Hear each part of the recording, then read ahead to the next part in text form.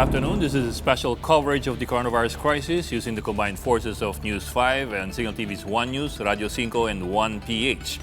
The President is offering a 30,000 peso reward for verified information on local officials plundering cash aid intended for people affected by the COVID-19 crisis. He will also tap the Justice Department to study the legality of barring health workers from migrating abroad amid the pandemic. Here's the report. The distribution of cash aid under the Social Amelioration Program is still bombarded with complaints, mostly from affected families who have not yet received the promised financial aid from the government. President Rodrigo Duterte believes corrupt local officials should be blamed for this. Thus, he is offering a 30,000 peso reward to anyone who would give the government verified information on local officials plundering funds intended for the SAP cash aid. Pag napatunayan po yung inyong reklamo sa korupsyon laban sa mga lokal na opisyales na kinukurakot yung mga ayuda na pinamimigay ng gobyerno, 30,000 pesos po ang pabuya na ibibigay ng ating presidente sa inyo. During the televised meeting of the Interagency Task Force on Monday night, the President blew his top on a certain Danilo Flores, a kagawad in Barangay San Agustin, Hagonoy, Bulacan, whom he accused of stealing cash aid from the government. Kagaya nitong Barangay Kagawad Danilo Flores ng Agustin, Hagonoy, Bulacan, ang nakuha ka pa ng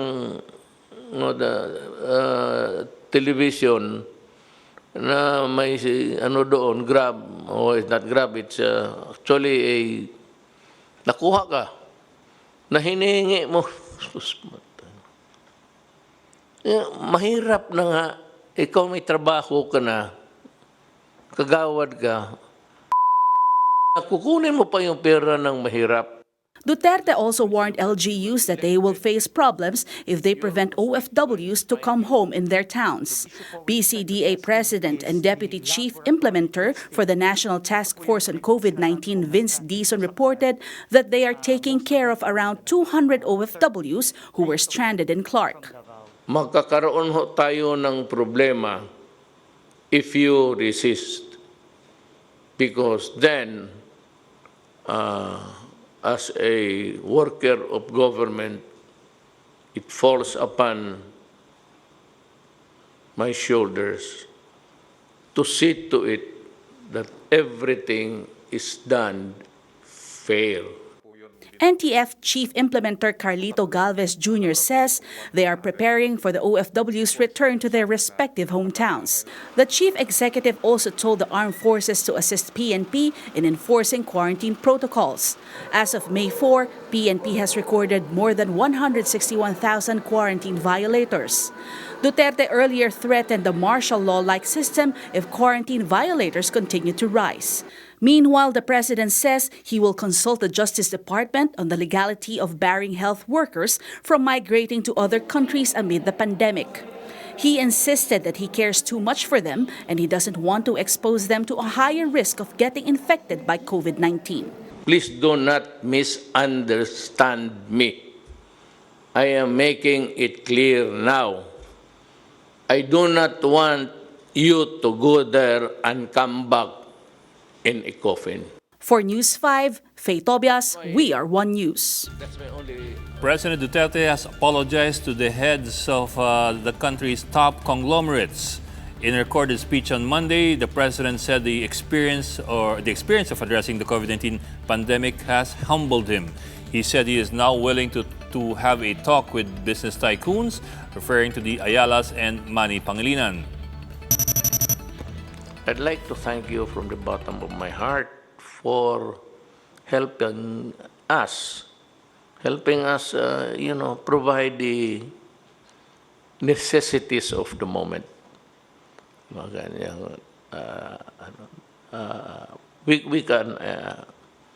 I can promise you that I'll be nice, and if you want to see me, we can talk.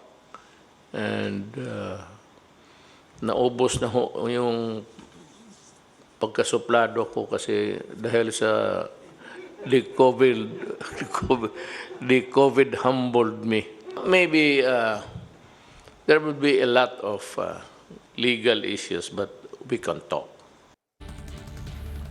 Pangilinan, who is also chairman of TV5, welcomed Duterte's apology. Pangilinan added that the MVP group is ready to work on issues with the government. Last year, the president repeatedly lashed out at the Ayala Group and Pangilinan, both of which run Metro Manila's water concessionaires. The president singled out the Ayala's Manila Water and Pangilinan's Manilad over so-called onerous water contracts. Pala's Chief Legal Counsel Salvador Panelo says that the government can declare martial law with the COVID-19 pandemic as a basis, calling it, and we quote, an invasion of the disease. Some government officials backed his statements, while experts in the legal field quickly refuted what they called Panelo's creative interpretation of the law. Here's the report.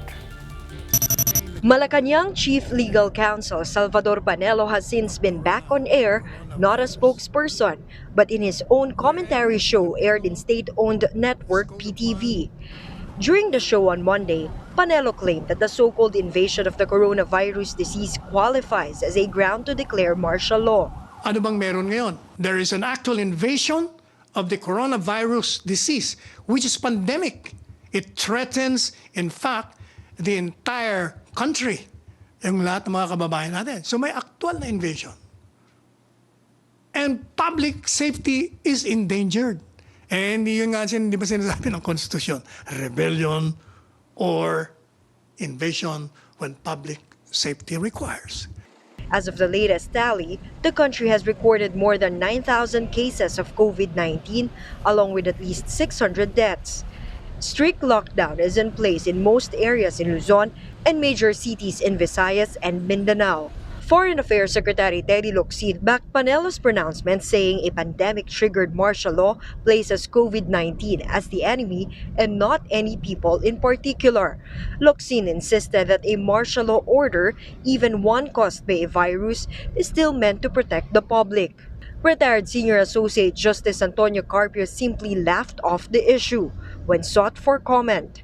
Justice Secretary Menardo Guevara, on the other hand, took a more serious stand, saying the invasion being referred to in martial law meant an armed uprising either by foreign forces or a rebellion against government.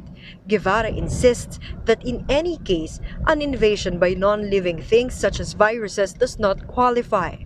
The Integrated Bar of the Philippines shares the sentiment, saying that while it is a creative interpretation of the law, the 1987 Constitution has been clear about what should constitute as basis for declaring martial law. The IBP says the meaning of invasion under the Constitution should not be stretched to cover just any excuse to declare martial law. Last month, President Rodrigo Duterte threatened to impose his own kind of martial law should lawlessness persist amid enhanced community quarantine in the country, which is scheduled to end next week, May 15. Long lines formed at the entrance of the Pretil Market in Tondo, Manila this morning after the lifting of a hard lockdown in the city's first district. Residents were already queuing an hour before stores opened at 6 a.m. Tondo 1 was placed under a 48-hour hard lockdown in order to conduct mass testing. Around 1,400 residents of Tondo 1 underwent rapid testing, out of which 109 tested positive and will be subjected to confirmatory testing. We will pause for a short break. Our special coverage on the COVID-19 pandemic will be right back.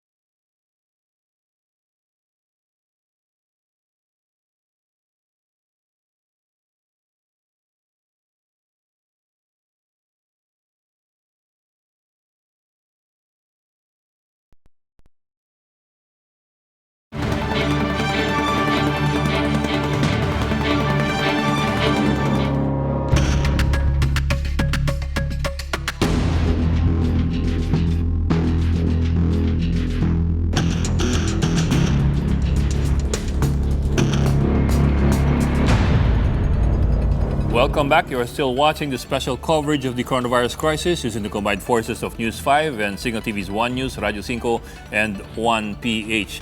This just in, the Department of Education has announced that the opening of classes for the school year from grade school to senior high school is set on August 24, 2020.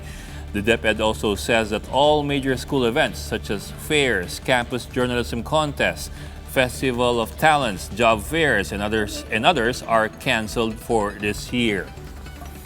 The Interagency Task Force today inspected the mega swabbing center located at the Palacio de Manila along Ross Boulevard. It is one of the 4 mega swabbing centers in Metro Manila that are set to be operational this week. Greg Gregorio joins us live from Manila. Greg, ilang swab tests ang kayang gawin nitong pasilidad na ito?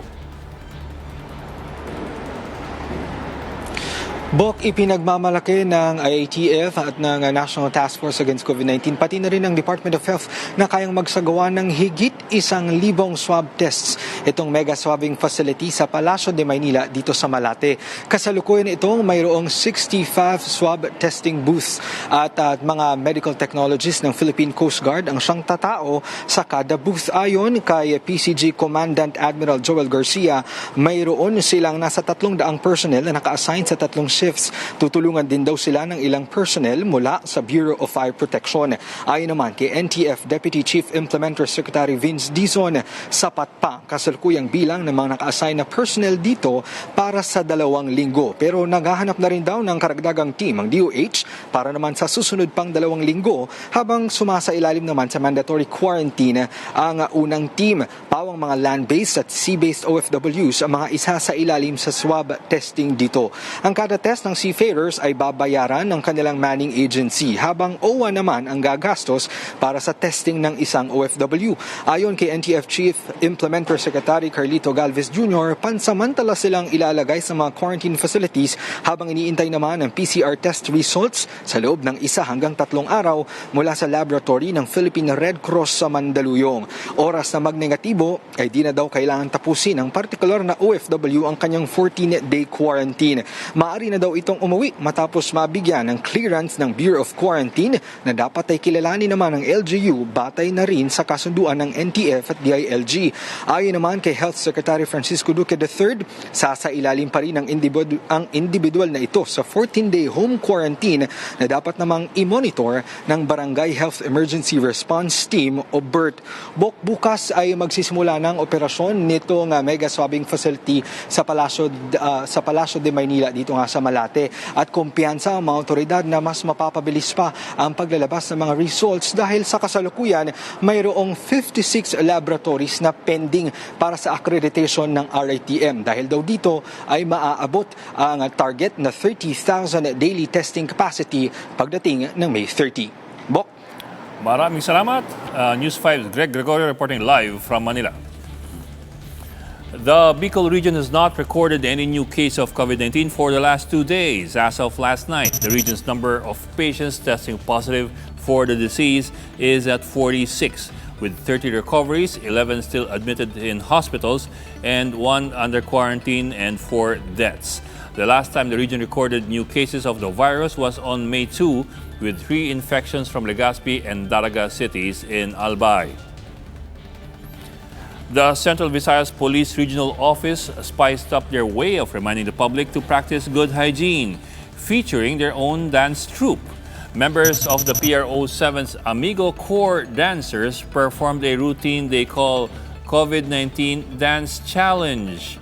In a Facebook video, the usual stiff and snappy policemen spinned and swayed their way on giving tips on how to avoid spreading COVID-19, such as practicing social distancing, the washing of hands, and covering one's mouth when coughing.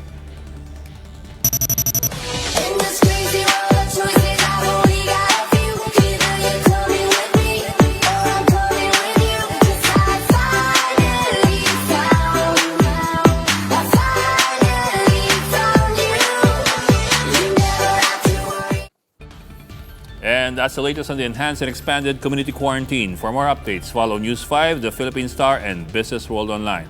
I'm En Ligao, and we throw you back to Malacanang's virtual press conference on the COVID-19 crisis.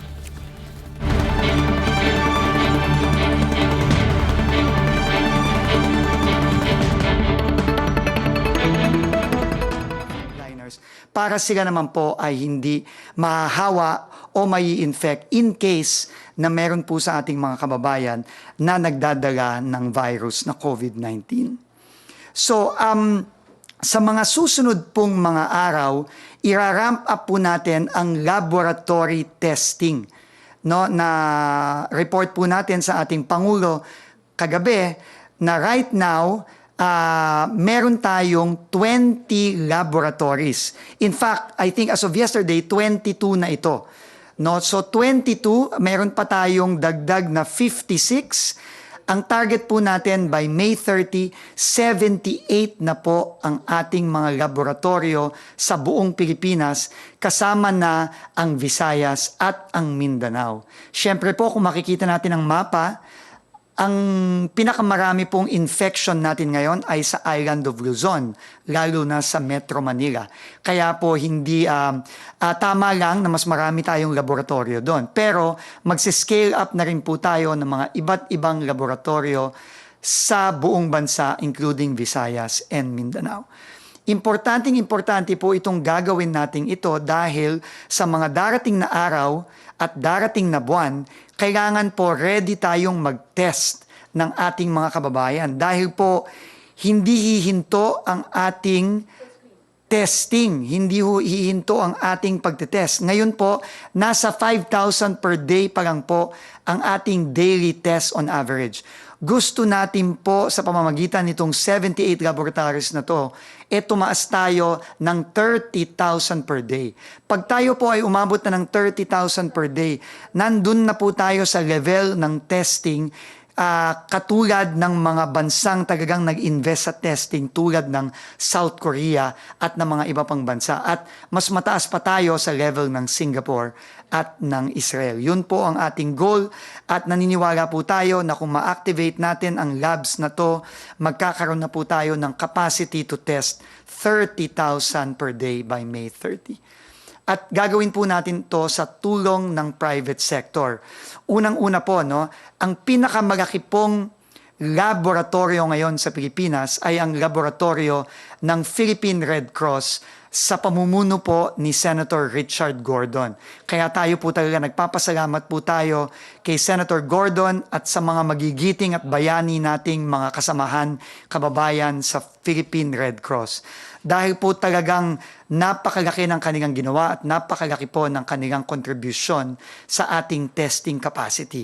At hindi pa po ata hihinto ang Red Cross. Magtatayo pa sila ng iba pang mga testing facility sa Metro Manila, sa Central Luzon, sa Southern Luzon, at sa Visayas at sa Mindanao. Kaya po muli nagpapasalamat tayo kay Senator Gordon at sa ating mga kababayan sa Red Cross. Pero hindi lamang po Red Cross, pati po ang mga private companies tulad ng Unilab, ng Ayala, ng San Miguel, yung ating pong mga hospital tulad ng St. Luke's, Makati Medical at yung pong mga ospital sa nakasama sa Metro Pacific Group of Companies. Sila po ay magsasama-sama dito sa tinatawag nating T3 Coalition kasama ng ating DOH, kasama ng ating gobyerno para mag-ramp up tayo ng testing capacity. Ang immediate po nating goal in the next few weeks ay iswab at itest ang 25,000 OFWs at overseas Filipinos sa ating sa Metro Manila at sa Greater Metro Manila area. Ito po yung mga seafarers natin, mga land-based OFWs at mga overseas Filipinos. So, ito po yung mga mega swabbing centers natin. Bibilisan ko na lang po ito para mas marami tayong panahon sa katanungan. Nasabi na po ito ni spokesperson Harry Roque kanina. Meron tayong 4 na swabbing centers. Magpapakita pa po tayo ng mga ibang pictures. Ito po ay sa Palasyo. Nandito po kami kanina ni Secretary Duque at ng ating Chief Implementer na si Secretary Galvez. Ready na po yan ang ating magigiting po na Philippine Coast Guard at mga kasamahan natin sa Bureau of Fire Protection ang o-operate po nito. Sila po yung mga nakikita natin ngayon sa picture na naka-PPE. At makikita nyo po yung mga booth, protektado po sila dyan. Ito po, meron din po tayong tinayo sa NAIA 2 at sa NAIA 1. Meron pong mga swabbing centers dyan na mag-ooperate na pagka nagbukas na po ang ating mga airport at immediately po paglabas ng ating mga kababayan sa kanilang mga flight, isa-swab test na po natin sila para po lumabas na po ang kanilang mga PCR results sa loob ng 24 to 48 hours. At syempre po, yung ating mga quarantine centers, nakita nyo na po ito.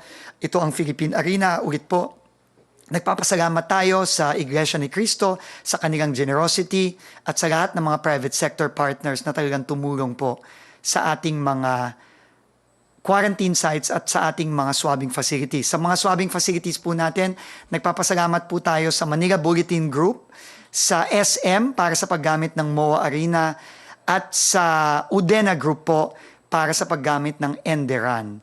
No, at syempre po ang Razon Group at ang Ayala Group of Companies sa kanilang donation sa paggawa ng mga facilities na to at sa lahat ng mga testing booths na gagamitin natin sa mga swabbing centers na ito.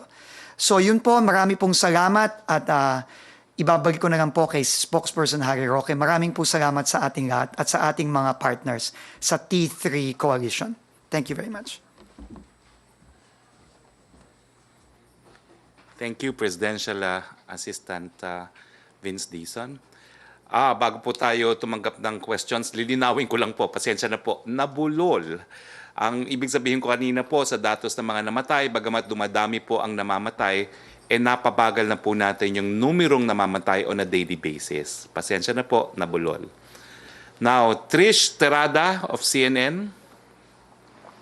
Sir, good afternoon po, Secretary and Sir Vince. My question is about po doon sa testing centers. Since our target is to have 78 testing centers by the end of May, this means we will also need more people for these testing centers. At this point, sir, how are we going to secure manpower considering na kulang na po yung health workers natin and may mga nagkakasakit?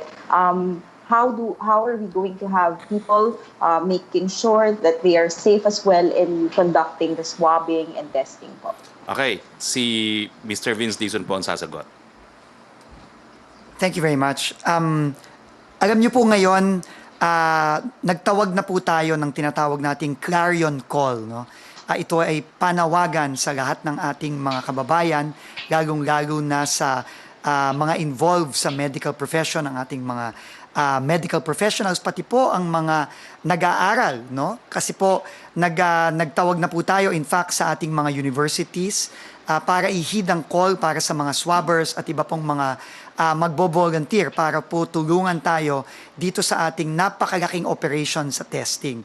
In fact, kahapon po si Executive Secretary Salvador Medialdea ay nanawagan na rin po sa lahat ng mga kawani ng pamahalaan na mag-volunteer na po. Lahat po ng mga ahensya ng pamahalaan ngayon ay tinatawag na para po sumama at tumulong sa effort natin na ito. Hindi lang kasi swabbers ang kailangan natin, no? Kailangan natin ng mga encoders, kailangan natin ng mga barcoders, kailangan natin ng mga iba't ibang mga volunteers para po tumulong sa napakalaking operasyon na ito sa ating napakalaking testing operation na gagawin natin sa loob nitong buwan ng Mayo at tuloy-tuloy na po ito hanggang sa mga susunod na buwan. Mm-hmm. Sir, I understand from how it looks like we're getting volunteers who are, of course, not trained experts. Sir, how are we going to make sure that they are protected? Kasi po, di ba, sa case nga po ng RITM, yung mga nasa testing, laboratory facilities, at least 40 were infected. How can we make sure, sir, na hindi, or at least mapoprotektahan itong mga volunteers natin, especially they're more exposed now to possible COVID cases? Napakaganda po nung tanong. No? Napaka-importante po para sa ating Pangulo at sa ating gobyerno ang health at kapakanan ng ating mga frontliners at lalo na yung ating mga health workers. Dito nga po, dun sa nakita nyong mga facilities na tinatayo natin, nag-invest po talaga tayo at nagpapasalamat tayo sa private sector na tumulong sila sa pag-provide para sa ating mga health workers nung mga testing booths. Nung pong mga nakaraang araw, ang mga swabbers po natin ay walang ganitong klasing mga facilities, no? At mas prone po sila dahil po kung wala kang testing booth, mas meron kang contact sa ating mga magiging pasyente. Pero now with the testing booths, meron pong plexiglass wall na nagse-separate sa ating mga health workers at sa ating mga pasyente. Unang-una po yon. Ikalawa po, syempre po, nandyan po ang tuloy-tuloy na pagbigay natin ng mga personal protective equipment sa ating mga frontliners at lahat ng mga magtatrabaho sa mga facilities nating tulad nito.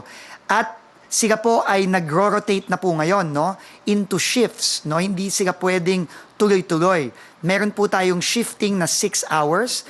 After every 6 hours, magpapalit po para makapagpahinga po ang ating mga health workers.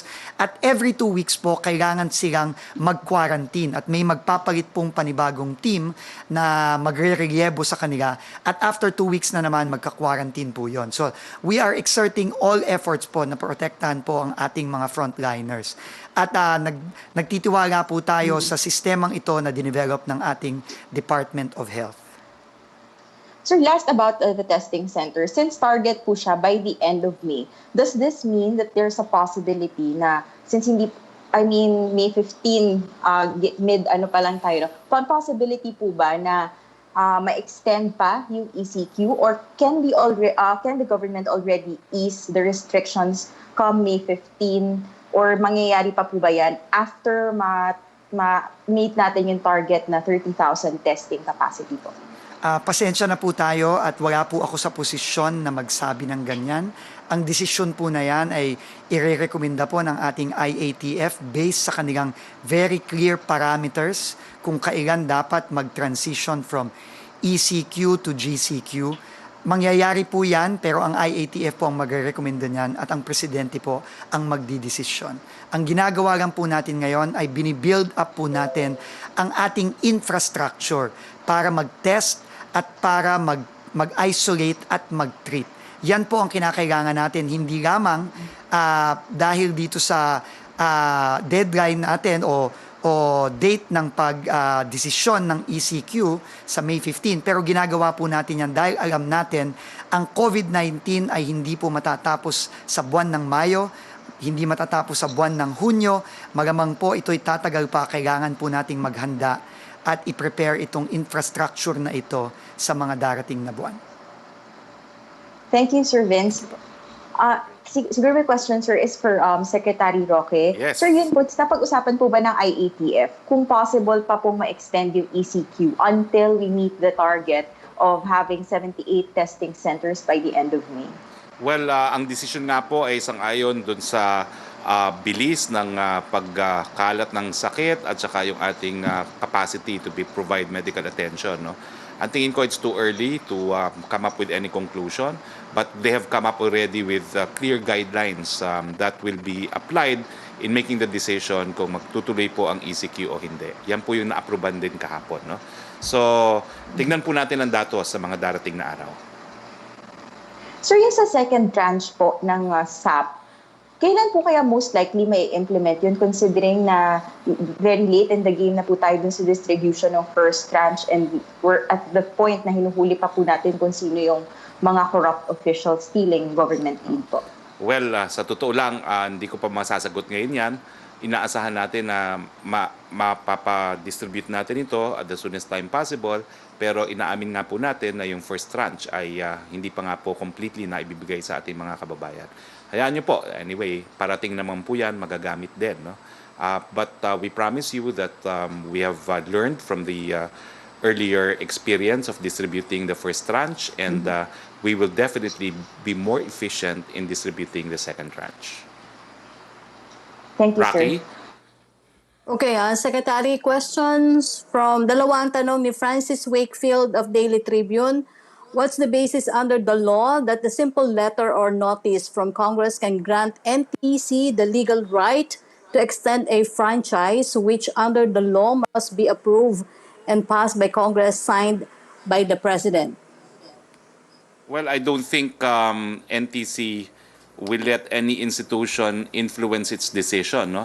Alam niyo po, in administrative law, yung dalawang konsepto po, yung exhaustion of administrative remedies at saka yung doctrine of primary jurisdiction, ayan po yung nagsasabi na kapag very specialized yung issue sa batas, kinakailangan hayaan mong desisyonan yung ng mga tribunal o mga quasi-judicial bodies na merong sapat na kakayahan para desisyonan yung bagay na yan. Ang issue po ng prangkisa sa broadcast industry ay isang ganyang bagay, and that is why the official position of the President is, since the matter is pending with the NTC, we will respect the decision of the NTC, pero sa ngayon po, antayin muna natin ang decision ng NTC.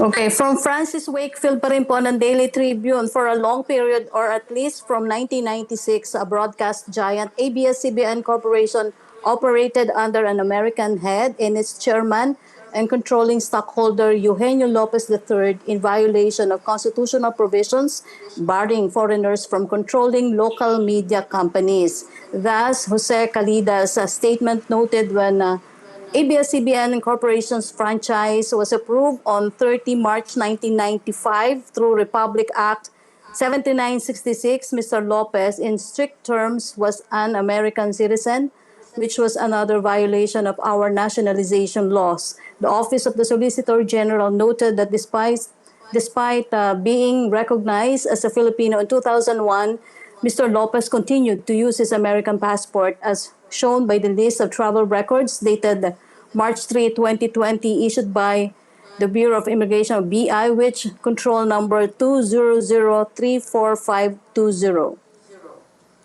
Well, sigurado po ako, isa to sa mga bagay na ikokonsidera ng Kongreso ngayong pinag-uusapan na po kung bibigyan ng renewal ng prangkisa ang ABS-CBN.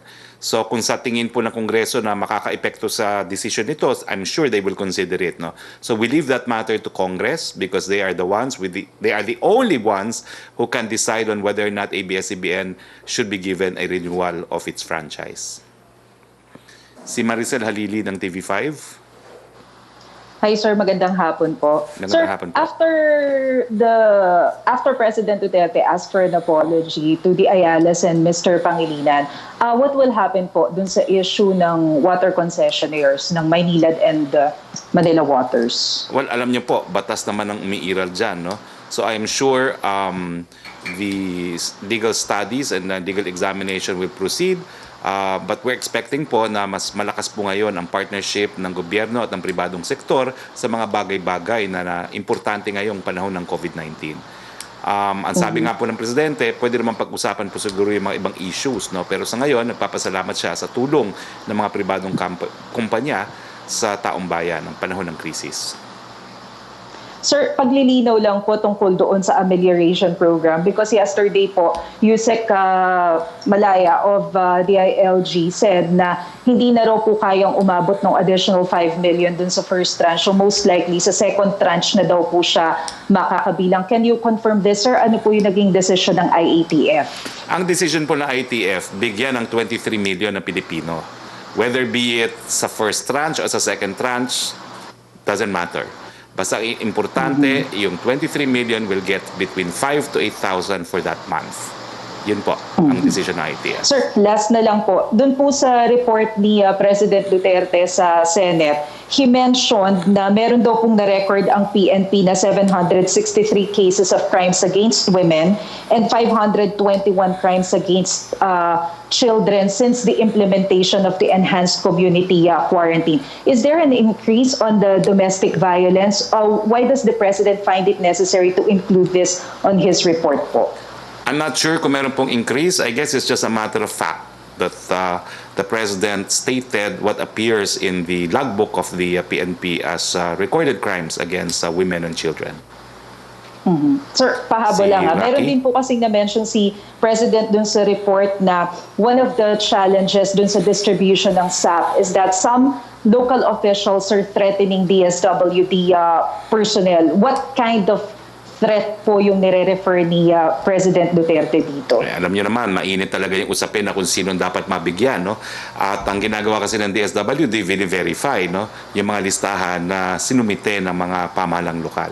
Siguro naman hindi naman po criminal threat yan, kundi siguro init ng ulo rin dahil marami sa binigyan nila ng rekomendasyon na mapasama ay hindi po sinama ng DSWD. I do not know exactly kung ano yung sinasabi ni Presidente, pero I could imagine yan po yung nagiging sigalot. Kumbaga, yung mga mayor na frustrate na yung mga sinabihan nila mga constituents kasama sa listahan ay hindi napasama sa listahan ng DSWD. Okay. Thank you, sir. Yusek Rocky? From Vance Fernandez ng Police Files, paano daw po i-manage itong mga solid waste, toxic, hazardous waste? Buong Pilipinas may infection, hospital waste, mga plastic, tin can, plastic bottles, dati na daw problema, bawal ang open dump site, sanitary landfill. Ilan ba ang approved sanitary landfill sa buong bansa? Sa dami ng basura, saan daw po itatapon itong mga toxic waste? Ngayong nahaharap tayo sa COVID-19 crisis. Well, I'm sure si Yusek po ng DNR in charge of solid waste can answer this better, no? Pero ang alam ko lang po, meron po tayong mga special cells sa ating mga landfill for hazardous waste. So doon po siya itatapon, no? At alam ko rin po, meron tayong mga specialized treatment and storage disposal facilities na pinatatakbo po ng mga pribadong kumpanya. So dyan din po pupunta yung hazardous waste na yan. Joyce? Joyce? Joseph muna. Joseph. Secretary. Ayun na si Secretary. Joyce. Okay, go ahead. Apo. Yes. Apo. Secretary. Hello? Yes, Joyce, go ahead. Okay po. Secretary, in-announce na po ni DepEd Secretary Leonor Briones na August 24 po ang start ng school year. Pero hindi daw po lahat ng mga paaralan will be allowing the students yung physical na pagpasok. May mga iba po nagagamit ng virtual or digital learning tools. Na-identify na po ba ng IETF which places po ang papayag na physically papasok ang mga estudyante at alin naman po yung for virtual or digital learning system? Actually, on this issue po, we defer to the Department of Education, no? Kasi nga po, ang early recommendation, September, no? Pero ang sabi nga ng DepEd, we have to implement the law, no? And it's our mandate to implement the law, and that is why we respect the decision of DepEd to open some of the schools on the 23rd, no? 24th bang sabi mo? 24th. 24th, no? Now, wala na pong ibang decision ng IATF dyan. Siguro po, the DepEd can give further details on this. Okay. Another topic po, sir. Doon lang sa follow-up sa question ni Mase on apology ni Pangulong Duterte sa mga Ayala and also kay Manny Pangilinan. What is the consequence of the President apologizing to them? Does this mean hindi na po tayo magpupursue ng cases against them? Kasi I believe that may mga threats po before ng economic sabotage, graft, and corruption against these water concessionaires. Sabi naman po niya, pwedeng mag-usap sa mga issues between these companies and the government, no? So I think that's an indication na kung po pwedeng out-of-court settlement, he will explore out-of-court settlement. Pero yung mga issues na linabas ng ating presidente, larong-laro na sa water concessions, remain. Siguro po yung pag-uusap dun sa kung paano babaguhin yung concession agreement ng dalawang kumpanya na nabibigay ng tubig sa atin. So this does not mean na clean slate na yung mga water concessionaires natin. If ever may makita po na violations pa din or yung sinasabi nga nilang allegation of onerous contracts before, mapapanagot pa rin po ba sila doon? Well, kumbaga sa ordinaryong kasuhan, no, usap muna tayo bago tayo magdemandahan. Siguro yun po ibig sabihin ng ating presidente. Okay. On another topic, sir, dun sa naging comment ni Chief Presidential Legal Counsel Attorney Panelo on what he believed was a definition of invasion as a valid basis for martial law. Is this something that he advised to the President, looking at this pandemic as an invasion, which could be a valid ground for declaration of martial law? I think that is the personal view of Secretary Panelo. There is a memo which designates the Office of the presidential spokesperson as the only authorized office to speak on behalf of the president and on behalf of the executive branch of government. We cannot, of course, deprive Secretary Panela of his freedom of speech. But since your question is this an advice given to the president? Probably. But the president, being a long-time public servant, is a specialist not only in criminal law because he was a prosecutor for many years, but as also a specialist on constitutional law because for the past 30 years, siya po ay naging elected public official. He's probably one of the most noted constitutionalists in this country right now by experience, if not by academic training.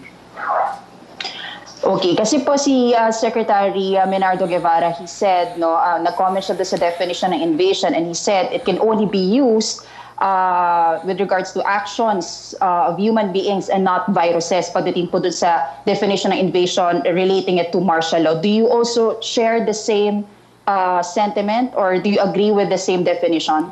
In legal parlance, I concur with the view of Secretary Guevara.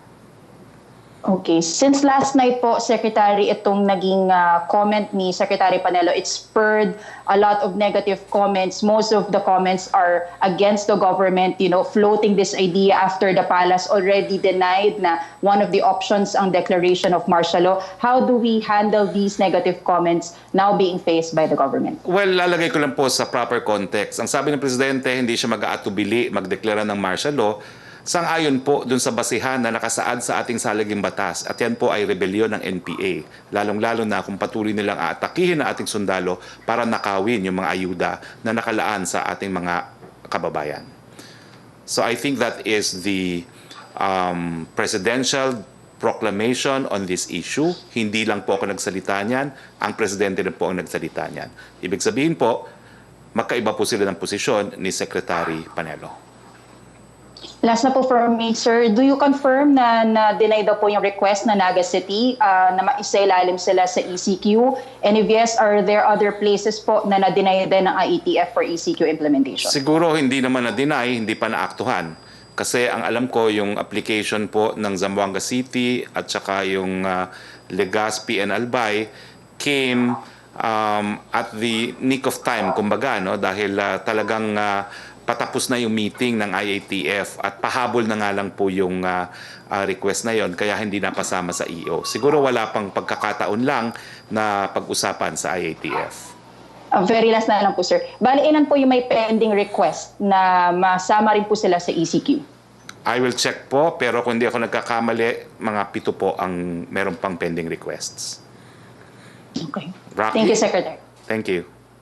Okay, from Angel Ronquillo ng DZXL, yung daw sa 30,000, kung meron na daw pong natatanggap na reklamo yung ating mga, dito sa mga tiwaling local officials, and paano daw po i-validate yung sumbong sa mga tiwaling officials, baka daw po yung iba kasi kaaway lang yung barangay officials para makaganti at gusto lang kumubra ng 30,000.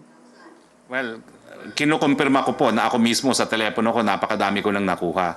Ang sagot ko po, hindi sapat na magsabi o magparatang ng bintang. Kinakailangan po magbigay ng ebidensya, gaya ng ebidensya na ginamit dun sa barangay councilor ng Hagonoy, Bulacan. Meron siyang video recording ng pangyayari. So, kinakailangan po gumawa rin ng complaint affidavit. Kung ito po ay isang criminal complaint, isubmit po ang inyong complaint affidavit sa pinakamalapit na istasyon ng pulis o di naman kaya sa NBI.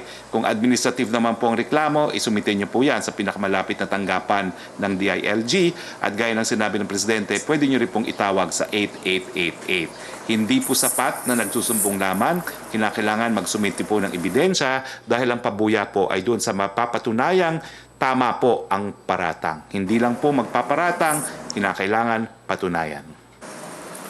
Yes, Joseph Morong.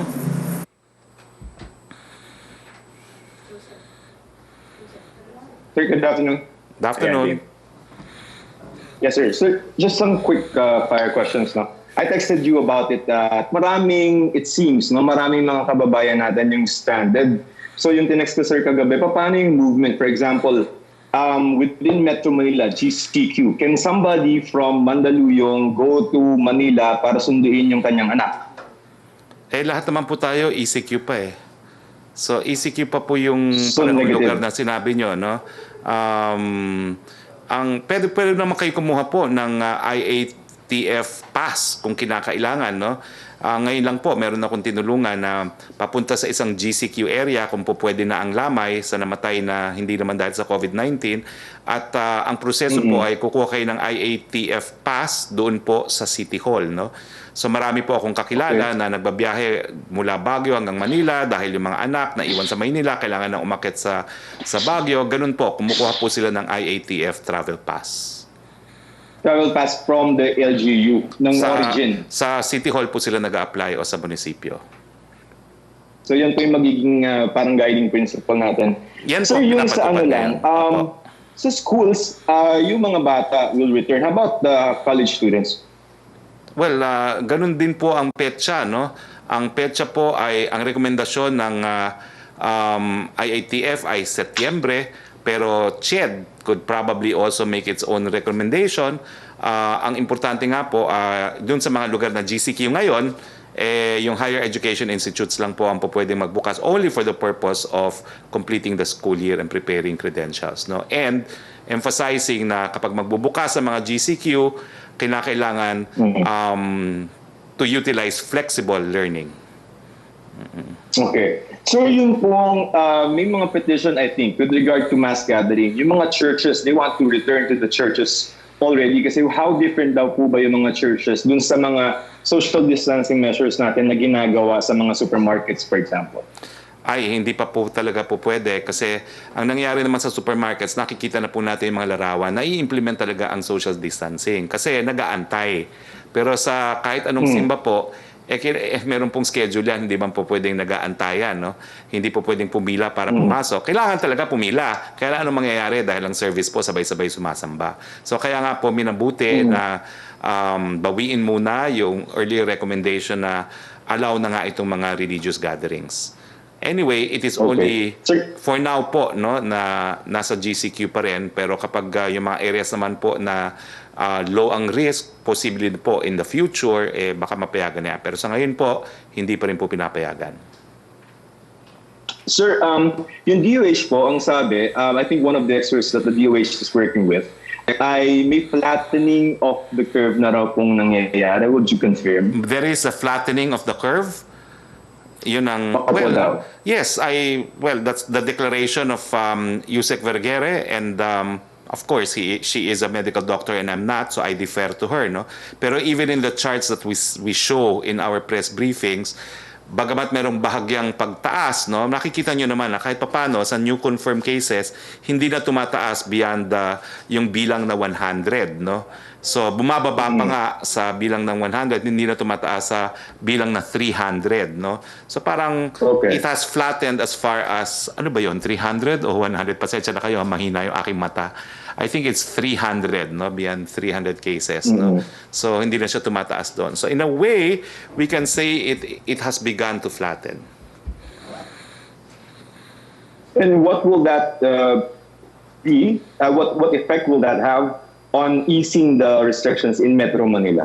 Well, tremendous because remember, it's a confluence of yung pagbilis ng pagkalat at saka yung capacity to provide critical care at saka yung ekonomiya, yan ang tinitignan natin, no? So, for as long as we have sufficient critical care facilities para dun sa mga magkakasakit, hindi naman natin po pwede na ma-ignore yung katotohanan na kinakailangan buhay na yung ekonomiya. So ang tinatansya lang talaga natin, ang kinukuha nating balance, kung ano na yung pwede na simulan na ekonomiya na hindi naman magiging banta sa buhay dahil hindi natin kaya bigyan ng medical assistance. Okay? Sir, pasensya, one last on you. And sir, hold on. Yung sa mga sumbong, no, nagalit talaga sa presidente, sabi niya kagabi yung word, yung kinakana, no? So parang 888 tatawag, and then what kind of response do they expect from 888? Well, kukunin siguro yung mga detalye, no? Wag po kayo mag-alala about your identity.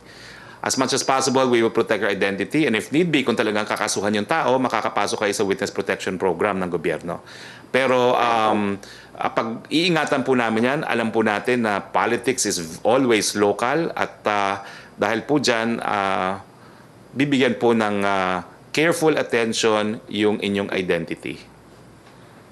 Okay, back Sir, to you, can I Sec. go to Secretary Dizon? Dami mo ng last question, ha? O sige. Isa lang. Kay Sandra. Okay, isang question lang. Mr. Okay. Vince Dizon? Kay Secretary Dizon, you mentioned 25,000 tests so far, no? Yun yung target niyo muna initially dun sa mass testing. But after you finish with the 25,000, what kind of testing do we expect? Do we expect a mass testing such that any ordinary person should or will be tested dun sa mga testing hubs natin? Yeah, thank you, Joseph. Unang-una, yung 25,000 po napakita ko kanina, and maybe we can show it again, no, if possible. This is the target for the OFWs. This is the immediate target of the swabbing facilities. Because as Secretary Galvez pointed out yesterday, right now there are about 20 plus 25,000 OFWs and overseas Filipinos who are in the greater Metro Manila area under quarantine.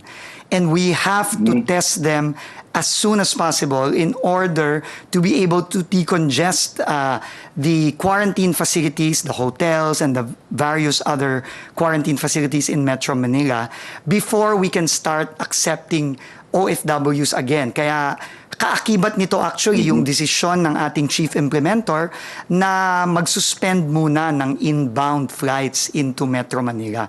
So ito ang ating immediate goal, Joseph. Pero hindi lang ito ang itetest. Marami pang tinetest on a day-to-day basis. Nanggagaling po yan sa ating mga LGUs mostly na tinetest nila ang kanilang mga PUIs, PUMs at ang kanilang mga health workers. Nanggagaling po yan sa ating mga hospitals, nanggagaling po yan sa ating mga kumpanya, no, na nagpapatest na rin daily. So the goal is to create a capacity of 30,000 tests per day by the end of May para kampante tayo na kapag lumawak ang ating mga kailangang itest, meron tayong ready na lab capacity para gawin ito. So it's really a preparation that we are doing for the coming weeks and the coming months. Ngayon, sino ang dapat itest? Meron pong protocol or tinatawag nila sa technical na lingwahe, algorithm, ang DOH dyan. No? Merong prioritization yan. Siguro po ang mas makakasagot niyan ay ang DOH because tayo po ang ating role ay operational, no? Para tulungan ng ating DOH, ang ating mga ahensya na i-build yung infrastructure para sa testing, no? Pero yung pong medical science, we lead that up to our doctors and our scientists led by our DOH. Salamat po, Joseph. Thank you. Stay safe. Yusek Rocky, siguro because we're running out of time. Kasi po pagdating po ng alauna, bumibitaw na ilang mga television na channels, no? So, Melo Acuña. Melo.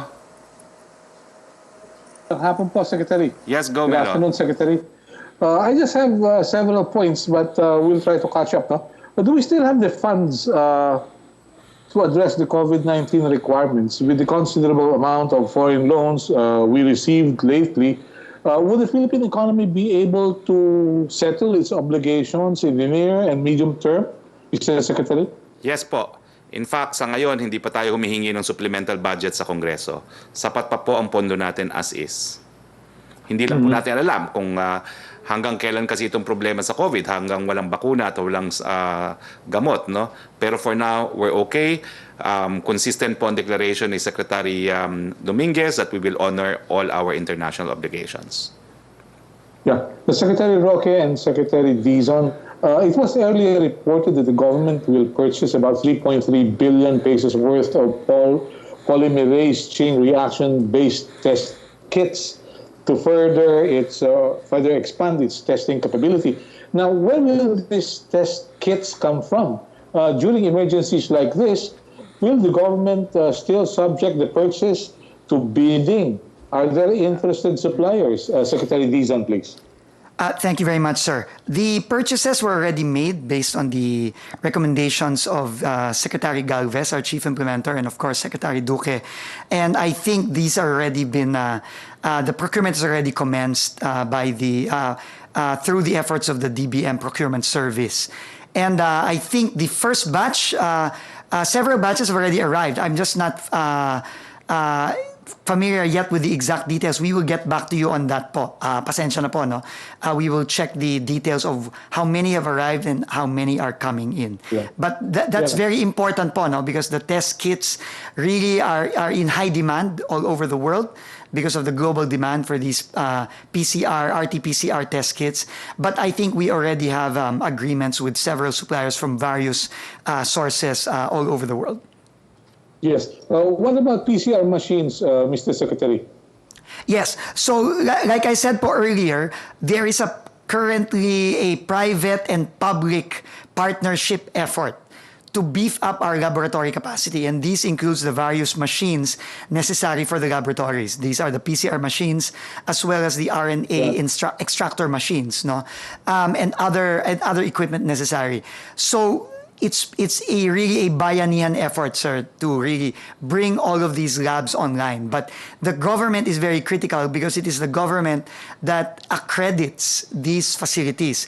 And we need to accredit them very strictly because of, obviously, these are biosafety issues that need to be complied with. No? But it is the commitment of the government to really facilitate and handhold all our private sector partners to go through these accreditation processes quickly without sacrificing the biosafety measures that need to be in place.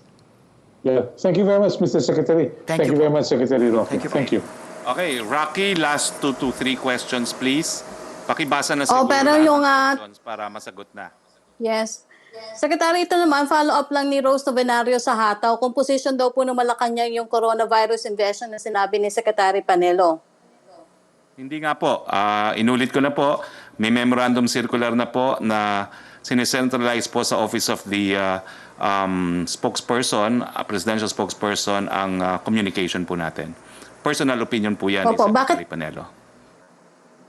Bakit daw po sa Maynila, 17 barangays lamang sa mahigit 800 barangays ang kasama sa SAP, gayong mayorya sa populasyon ay may hirap? Bakit po yung iba ang nangyayari sa mga barangay sa sinasabi ng Pangulo na lahat ng mahihirap ay mabibigyan sa ilalim ng SAP? Siguro po mabagal lang talaga o nahihirapan magbigay ng ayuda kasi nga po bawal ang pagtipon-tipon dahil sa social distancing. Pero lahat po ng mga barangay, sigurado po ako dyan, merong qualified beneficiaries sa SAP. Lalo na po ngayon na dinagdagan pa natin ng 5 milyong additional beneficiaries. From Sam Medanilla ng Business Mirror, kung may update daw po from DBM on the uncommitted funds which the government could tap for its COVID response, and is there already an amount for the supplemental budget na ni-request ng President Duterte from Congress? The deadline was April 30 and I inquired from Secretary Wendell Avisado kung meron ng sumatotal. Wala pa po, kinukulate pa nila. Pero for now, wala pa po silang hinahandang supplemental budget. Okay pa po, as is where is. How many build projects daw po ng government has been allowed by the IATF to resume construction in GCQ areas?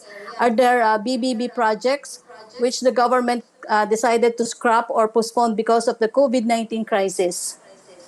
Wala pa pong napapayagan na mag-resume even in GCQ areas, pero I'm sure pag-uusapan na po ito soon. Opo, yung tanong ni Jillian Cortez, pareho po nung kay Maricel at saka kay Joyce, from Pia Ranyada, what makes Vince Dizon the best choice for testing SARS? Why not a doctor or health expert for the role? Well, sinabi na po yan, sinagot na po yan ng Presidente kagabi. Vince Dizon is number 1, honest. Vince Dizon is competent. Vince Dizon is a logistics expert. Siya po talaga ang kailangan natin dahil very crucial po ang testing. Kung hindi po natin ma-implement ang widespread and massive testing, hindi po natin malalaman kung saan ang kalaban. At buong buo po ang tiwala ni Pangulo kay Secretary Vince Dizon. Ganun din po ang aking pagtiwala sa kanya. Ako po ang president ng Vince Dizon Fans Club. From Julie Aurelio na Inquirer, can we have an estimate of how much manpower the government needs for the 4 mega swabbing facilities? How will the government maintain this manpower once the ECQ is lifted and work in the government, private sector resumes at the volunteers have to go back to work? Sagot na po yan. Tapos na po yan, sagot na po ng gobyerno yan. Kung magkano man yan, sasagutin ng gobyerno dahil ito nga po yung pamamaraan natin na mahanap kung nasaan ang ating kalaban. Okay, Secretary, yun po yung ating mga naging katanungan ng ating Malacanang press corps at siyempre kasama na rin po yung ilang FOCAP members. Okay. So maraming salamat, Yusek Rocky. Maraming salamat kay Secretary Vince Dizon at maraming salamat buong Pilipinas. Keep safe. Magandang araw po sa inyong lahat. Okay, maraming salamat, Presidential Spokesperson